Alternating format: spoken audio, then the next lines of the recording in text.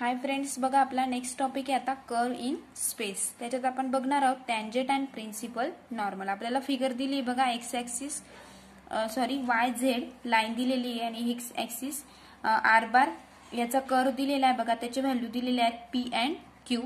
आपल्याला R bar of T and R bar of T plus S T आणि हा आपला पी नॉट दिलेला आहे।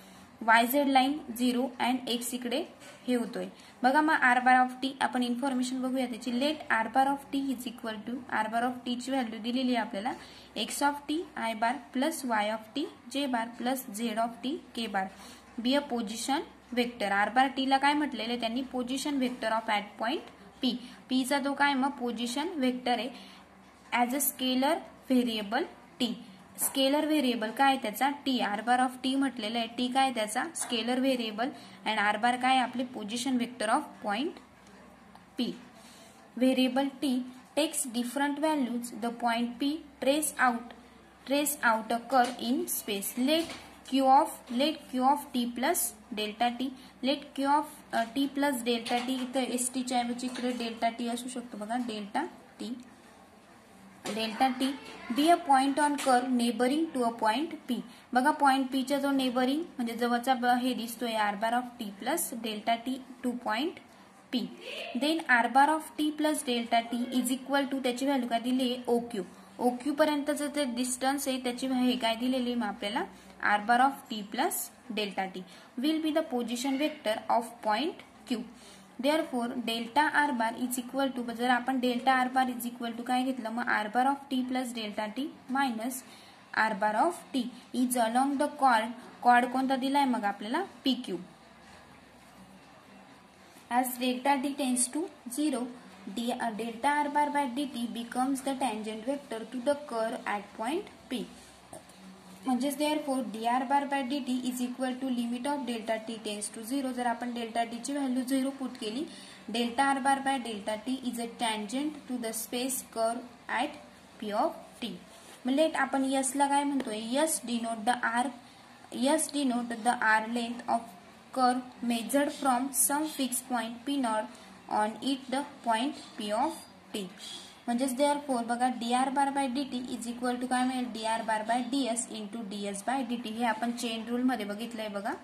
म्हणजेच therefore D R bar by D T is a parallel to D R bar by D T is parallel to काय मिळेल आपल्याला D R bar by D S.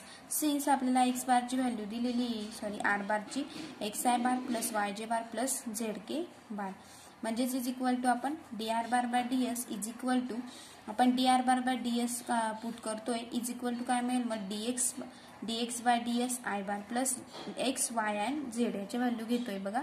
D X by by D S I bar plus D Y by by D S J bar plus D Z by D S K bar या पद्धतीने। Also mod of D R bar by D S is equal to बघा mod मध्ये काय करतो आपण त्यांचा square काढतो, म्हणजेच root of D X by D S square plus D Y by D S square plus D Z by D S square याची value काय मिळते 1 फ्रॉम कॅल्क्युलस।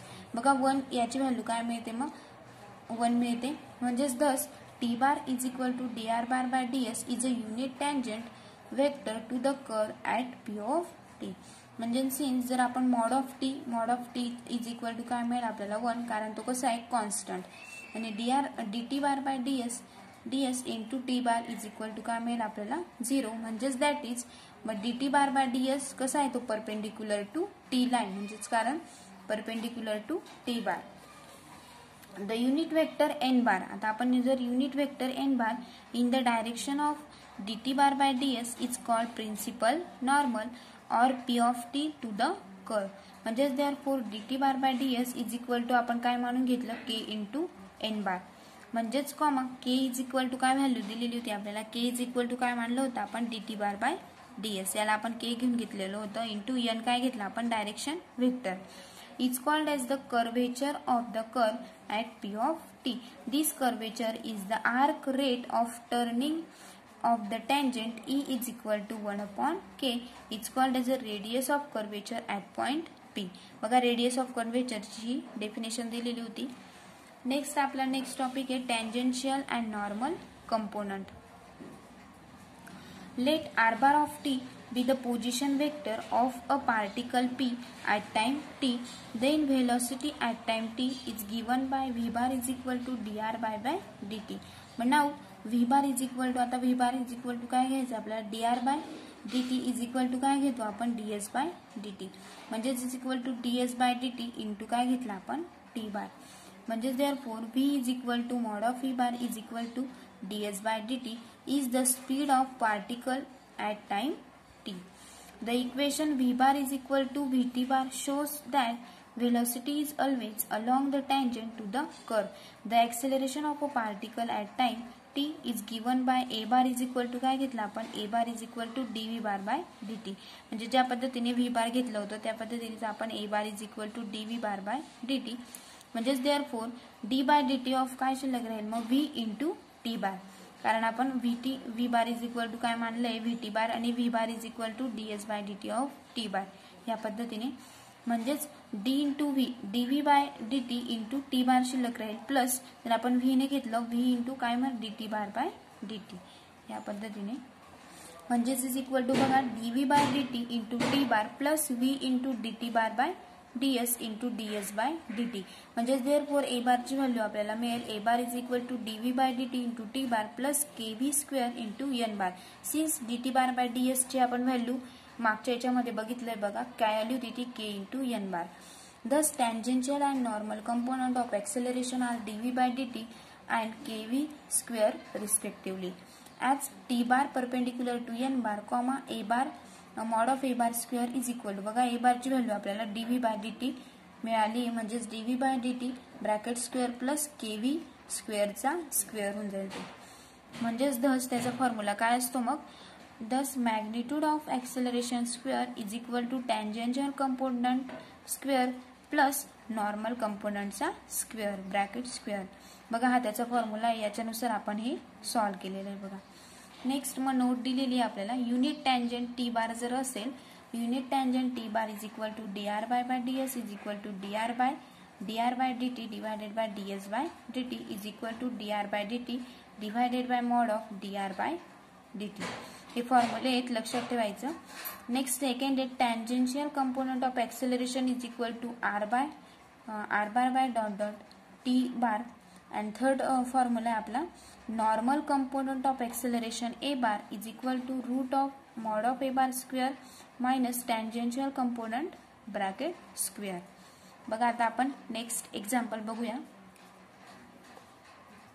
नेक्स्ट एक्झाम्पल आहे बघा, find unit tangent vector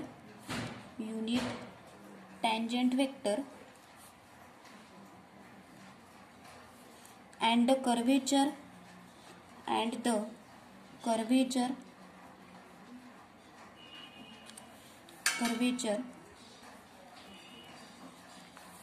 at point P of x y z on the curve r bar of t is equal to बघा r bar of t ची value दिलेली आहे 3 cos of t I bar plus 3 sin t j bar plus 4 t into k bar. या पद्धतीने solution बघूया आपण आता. Solution r bar of t is equal to 3 cos of t I bar plus 3 sin t j bar plus 4 t k bar. म्हणजेच therefore dr bar by dt is equal to काय मिळेल मग त्याचं, dr bar by dt is equal to r bar ची value दिलेली आहे काय मिळेल -3 cosचं derivative sin t I bar plus 3 साइनचं derivative cos of t cos t j bar plus 4 into k bar. या पद्धतीने म्हणजेच therefore आपल्याला नेक्स्ट काढायचं आहे ds by dt is equal to mod of dr bar by dt is equal to बघा आपण मॉडमध्ये याची व्हॅल्यू मॉडमध्ये करताना काय करतो आपण, त्याचा स्क्वेअर रूट करतो. म्हणजेच root of 3 square is equal to 9 sine square T plus 3 square 9 cos square T plus 4चा स्क्वेअर 16 इज इक्वल टू बघा 9 + 9 18, 18 + 16 इज इक्वल टू किती मिळेल आपल्याला, म्हणजेच बघा sin square T plus cos square T काय होऊन जाईल आपला 1 आणि एकच 9 आपल्याला दोघंकडे कॉमन दिसतोय म्हणून 16 + 9 इज इक्वल टू काय मिळेल आपल्याला 25, म्हणजेच √25 इज इक्वल टू काय मिळालं आपल्याला व्हॅल्यू 5 मिळाली. Mod of dr/dt is equal to 5 मिळाली. Next unit tangent T bar is equal to dr/ds is equal to dr/dt divided by ds/dt. बघा आत्ताच आपण हा फॉर्म्युला बघितलेला आहे. म्हणजेच is equal to value put करून द्यायची. dr/dt काय व्हॅल्यू मिळालेली आपल्याला वरती -3 sin t I bar plus 3 cos t j bar plus 4 into k bar divided by ds/dt. He ds/dt ची व्हॅल्यू आहे बघा. ds/dt किती मिळाला मग आपल्याला 5 मिळाला. म्हणजेच इज इक्वल टू काय मिळेल मग प्रत्येक स्टेपला काय करतो आपण 5 डिवाइड करतो, म्हणजे आपण सेपरेट करून घेऊया. -3/5 sin t I bar plus 3/5 cos t j bar plus 4/5 k बार. हे काय आलं त्याचं आन्सर मिळालं बघा. नेक्स्ट मग आपल्याला नाव dt/ds is equal to dt/dt divided by ds/dt हे फाइंड करायचं आहे बघा. मग आपल्याला ds/dt काय मिळालं आपल्याला 5 मिळालंय. 1/5 काय करून घेऊ आपण ब्रॅकेटच्या बाहेर काढून घेऊ. आणि dt/ds आपण आत्ताच काढला तो किती मिळाला आपल्याला, हा तो लिहून घेऊया आपण ब्रॅकेटमध्ये. -3/5 cos of t -3/5 sin of t j bar plus 0. म्हणजेच इज इक्वल टू बघा त्याचं व्हॅल्यू मिळणार आहे आपल्याला 3/5 3 1 जा 3 याने पूर्ण मल्टिप्लाय करायचं आहे. 3 1 जा 3 3 डिवायडेड बाय मायनस साइन आपण कॉमन काढून घेऊ. 3 डिवायडेड बाय 5 5 जा 25 इंटू ब्रॅकेटमध्ये शिल्लक राहील cos of T I bar plus sign of T j बार. हे आपल्याला मिळालं बघा dt/ds. काय मिळालं dt/ds. म्हणजेच देअरफॉर कर्वेचर k म्हणजेच आपल्याला मिळालं बघा curvature k is equal to काय फॉर्म्युला होता mod of dt/ds is equal to काय राहील मग bracket mod of is equal to 3/25 into root of मध्ये काय करतो आपण root cos square T plus sine square T. म्हणजेच बघा cos square T plus sine square T काय होऊन गेला 1. म्हणजेच आपलं सोल्युशन किती आलं मग 3/25. हे आपलं काय आलं curvature of K. Next example बघूया आपण आता. नेक्स्ट एक्झाम्पल आहे बघा find cosine of the acute angle between the tangents to the curve r bar is equal to t square I bar plus 2t j bar minus 1/2 t square k bar at point t is equal to 1 and t equal to -3. Solution बघूया. Solution बघा the tangent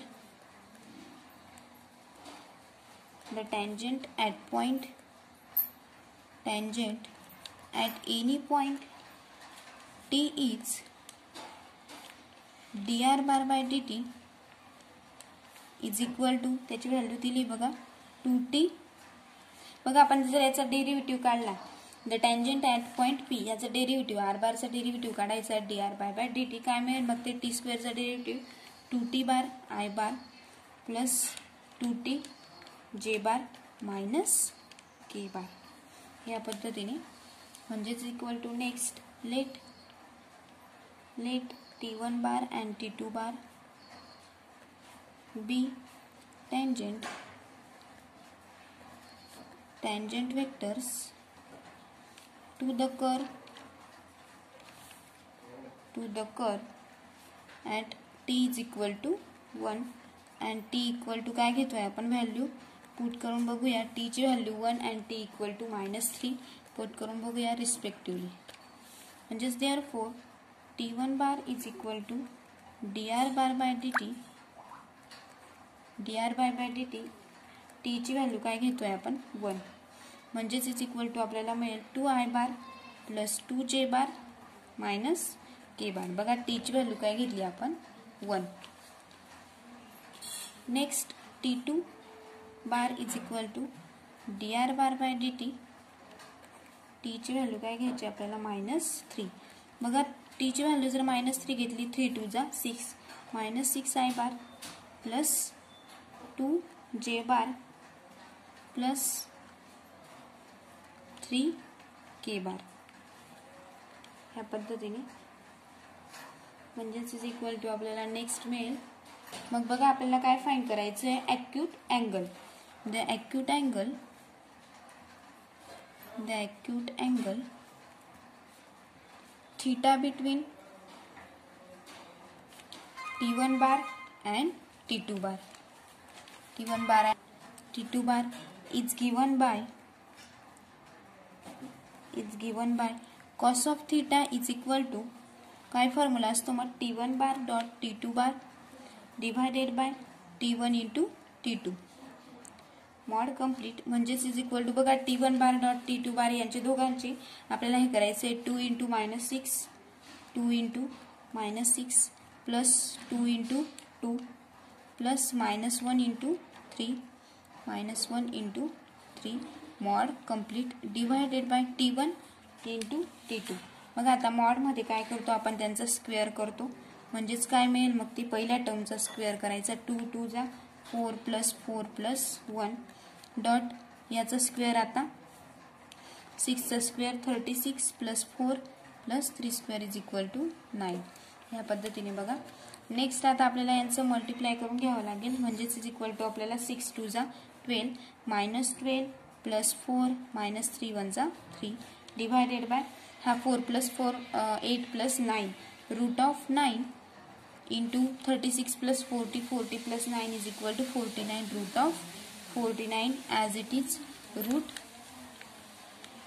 मॉडमध्ये लिहून घेतला म्हणजेच is equal to इथं काय शिल्लक राहील मग -11 कारण -12 4 -6 -1 बघा 4 -3 is equal to 1 -12 -1 is equal to -11 -11 divided by बघा जर याचं रूट काढलं तर किती मिळेल आपल्याला 3 डिवायडेड बाय 7 म्हणजेच इज इक्वल टू रूट काढून 11/7 3 जा 21. ही कसली व्हॅल्यू मिळाली आपल्याला कॉस ऑफ थीटाची म्हणजेच देअरफोर कॉस थीटा आपल्याला मिळाला cos theta is equal to 11 divided by 21. बघा या पद्धतीने आपण ॲक्यूट अँगल फाइंड केला.